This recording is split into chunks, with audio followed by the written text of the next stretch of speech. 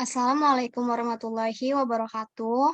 Kami dari kelompok 1 akan menjelaskan tentang tahapan SDLC, yaitu tahapan planning pada inovasi aplikasi pelayanan home service berbasis web. Di sini dengan dosen pengampu Ibu Reni Aryani Eskom MSI, mata kuliah Rekayasa Perangkat Lunak, ruang R003. Di sini ketua saya sendiri yaitu Imelda Raudati, NIM F1S1 21092, analis sistem yaitu Tasya Maidi Saputri dengan NIM F1S1 21087, desain sistem dengan nama Usman Kamarudin dengan NIM F1S1 21091, programmer Mikael Felix Parulian S dengan NIM F1S1 21219, sekretaris dengan Najla Mutia Kansah, NIM F1S1 21098. Di sini akan dibacakan oleh Tasya Maidi Saputri. Kepada Tasya, kami persilakan. Baiklah, 1. Identifikasi tujuan dan ruang lingkup pengembangan. Identifikasi tujuan. Kebersihan adalah bagian utama dalam kehidupan, karena dengan menjaga kebersihan akan membuat lingkungan menjadi lebih sehat, sehingga terhindar dari berbagai macam penyakit. Selain itu, dengan menjaga kebersihan akan membuat lingkungan menjadi tampak lebih rapi dan asri. Semua orang pasti menyukai rumah yang terawat dan bersih.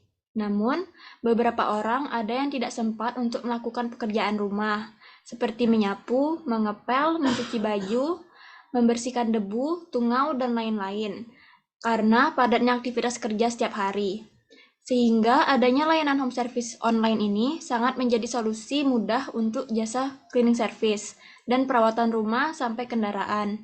Selain itu, tujuan dari home service bisa juga dijadikan sebagai lapangan pekerjaan bagi orang yang ingin menjadi mitra. Selanjutnya, ruang lingkup pengembangan, yaitu 1. Sumber daya manusia.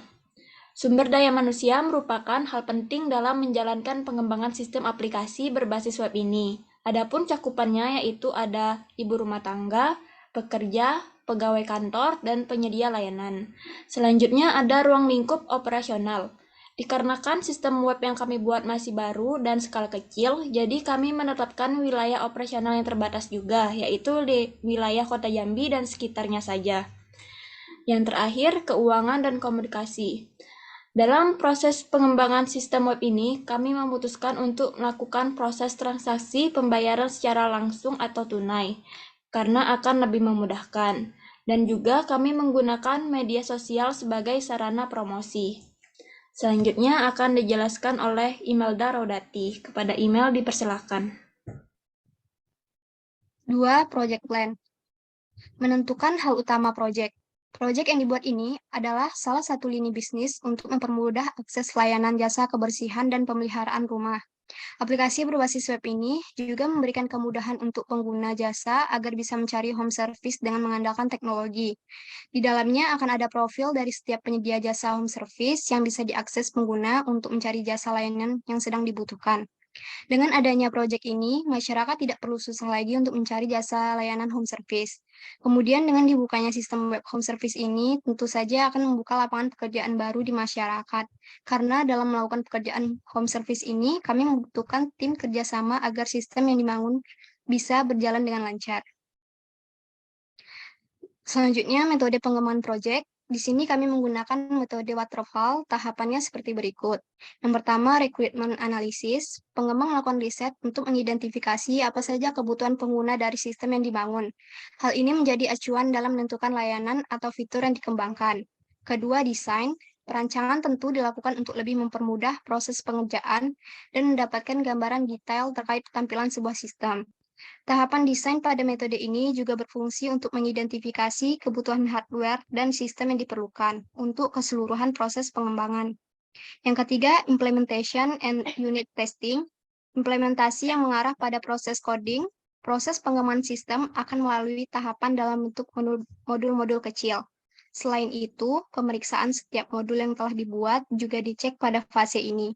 Tujuannya untuk memastikan bahwa modul tersebut memenuhi fungsi yang telah ditetapkan dan sesuai standar. Selanjutnya akan dibacakan oleh Usman Kamarudin. Kepada Usman, kami persilakan.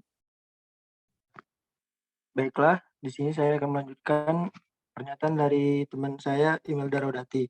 Selanjutnya ada integration and system testing. Mengacu pada proses pengintegrasian setiap modul yang telah dibuat. Setelah proses ini selesai, pengembang akan melakukan testing untuk mengecek jalannya fungsi sistem secara keseluruhan. Selain itu, pengembang juga dapat mengidentifikasi jika ada kegagalan atau error pada sistem. Yang terakhir ada maintenance. Setelah serangkaian langkah sistematis di atas, perawatan sistem yang telah dibuat merupakan tahapan terakhir dari metode ini. Sistem tersebut telah didistribusikan dan digunakan oleh pengguna.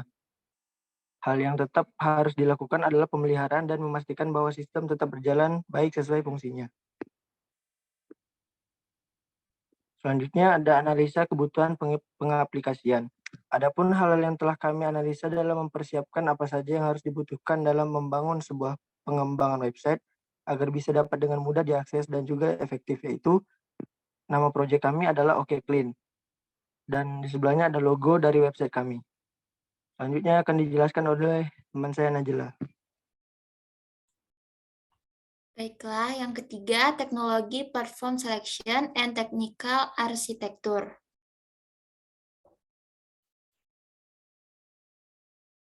Pengertian platform. Platform adalah sekelompok teknologi yang digunakan sebagai dasar untuk mengembangkan aplikasi, proses, atau teknologi bidang lainnya. Platform berfungsi sebagai fondasi dasar untuk pengembangan dan dukungan perangkat keras dan perangkat lunak.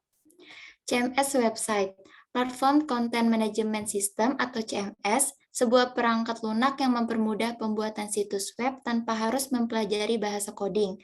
Platform CMS membantu Anda menyelesaikan masalah pemrograman tanpa harus belajar bahasa coding. Hal tersebut karena dalam halaman web sudah tersedia bahasa pemrograman seperti HTML, JavaScript, dan CSS. Technical Architecture, Visual Studio Code. Kode editor yang powerful karena mampu digunakan untuk mengedit source kode berbagai bahasa. XAMPP, sebuah software yang menjalankan peran sebagai local web server. Local web server artinya local host komputer yang berperan menjalankan web server dan juga sistem database. Bahasa pemrograman. HTML adalah bahasa markup standar yang digunakan untuk membuat halaman website dan aplikasi web. JavaScript adalah bahasa pemrograman populer yang digunakan untuk membuat situs dengan konten website yang dinamis. CSS adalah bahasa yang digunakan untuk menentukan tampilan dan format halaman website. Dan PHP adalah sebuah bahasa pemrograman server-side scripting yang bersifat open source. Selanjutnya akan dibacakan oleh Mikael Felix. Kepada Mikael, kami persilakan. Pembentukan dan konsolidasi tim pengembang. Yang pertama ada ketua, bertugas sebagai penanggung jawab dari proyek yang dikerjakan, memonitoring anggota untuk melakukan pekerjaan sesuai dengan bidang masing-masing, dan mengomunikasikan hal yang perlu atau tidak perlu dilakukan. Kedua ada analisis sistem, bertugas sebagai analisis sistem proyek yang dikerjakan, mencari bug error pada sistem untuk segera dapat dilakukan perbaikan dan melaporkan kepada manajer proyek dan merancang sistem. Ketiga ada desainer sistem. Desainer sistem bertugas sebagai pembuat gambaran sistem project yang akan dikerjakan dan memberikan hal-hal apa saja yang harus dipersiapkan yang berhubungan dengan tampilan sistem. Keempat ada programmer, bertugas sebagai pembuat rancangan pembangunan dari sebuah sistem secara menyeluruh dan dapat mengintegrasikan dengan mengkomunikasikan sistem yang telah dibuat kepada manajer project. Yang terakhir ada sekretaris atau pembuat dokumen sistem, bertugas sebagai pembuat dokumen dan hal-hal yang berhubungan dengan data-data dari sebuah sistem, dan memvalidasi dokumen sistem yang telah didokumentasi sudah benar secara menyeluruh.